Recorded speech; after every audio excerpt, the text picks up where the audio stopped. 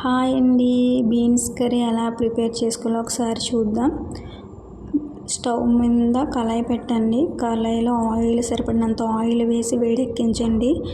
ఆవాలు పోపులు అనేవి వేసుకోవాలి. అలాగే పచ్చిమిర్చి కరివేపాకు వేసుకొని చిటపట్లు అయ్యేంత వరకు వేగనివ్వాలి. అవి వేగిన తర్వాత ముందుగా కట్ చేసుకున్న ఆనియన్ ముక్కలను యాడ్ చేసుకోవాలి. అవి కొంచెం వేగిన తర్వాత బ్రౌన్ కలర్ వచ్చేంత వరకు కలపాలి, వేగాలి. అలా ముందుగా కట్ చేసుకొని పెట్టుకున్న టమాటా ముక్కల్ని యాడ్ చేసుకొని రెండు ఒకసారి బాగా మిక్స్ చేసుకొని కలపాలి. కలిపిన తర్వాత ఒక 3 సెకండ్స్ మగ్గేంత వరకు మూత అనేది పెట్టుకోవాలి. ఒక 3 సెకండ్స్ తర్వాత మగ్గిపోతాయండి. చూడండి ఎంత చక్కగా మగ్గాయో. మనం ముందుగా కట్ చేసుకున్న బీన్స్ ముక్కలను యాడ్ చేసుకోవాలి. బీన్స్ ముక్కలు యాడ్ చేసుకున్నాక అవి మొత్తం అంతా కలిసేలా కలుపుకోవాలండి. బాగా మొత్తం అన్నీ కలిసేలా కలుపుకోవాలి. 2 టేబుల్ స్పూన్ సాల్ట్ అనేది యాడ్ చేసుకోవాలి. అలాగే చిటికెడు పసుపు కూడా యాడ్ చేసుకోవాలి. యాడ్ చేసినాక మొత్తం అన్నీ అవి ముక్కలకు పట్టేలాగా బాగా మిక్స్ చేసుకోవాలండి. మొత్తం బాగా మిక్స్ చేసుకోవాలి. మిక్స్ చేసుకున్నాక మూత అనేది పెట్టుకోవాలి.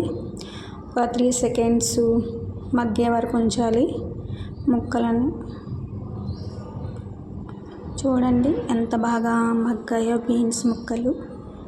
చాలా బాగా మగ్గాయండి బీన్స్ ముక్కలు.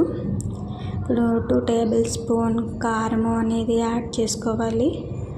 2 టేబుల్ స్పూన్ కారం యాడ్ చేసుకోవాలి. ఇప్పుడు మొత్తం మళ్ళీ మిక్స్ చేసుకోవాలి. మిక్స్ చేసుకున్నాక ఒక టేబుల్ స్పూన్ ధనియాల పొడి వేసుకోవాలి. టేస్ట్గా ఉంటుందండి. చాలా టేస్ట్గా ఉంటుంది ధనియాల పొడి వల్ల. మొత్తం ఒకసారి మిక్స్ చేసుకోవాలండి.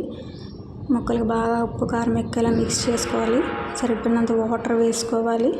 అవి మొత్తం అంతా ఒకసారి బాగా కలుపుకోవాలండి. మొత్తం అంతా బాగా మిక్స్ చేసుకొని మూత అనేది పెట్టుకోవాలండి. ఒక 5 మినిట్స్ ఉడుకుతుందండి. 5 మినిట్స్ తర్వాత మనకి కూర చూడండి అంత చక్కగా ప్రిపేర్ అయిందో. చూడండి బీన్స్ ముక్కలు ఎంత మెత్తగా ఉడికాయో. చాలా బాగా ఉడికింది కూర.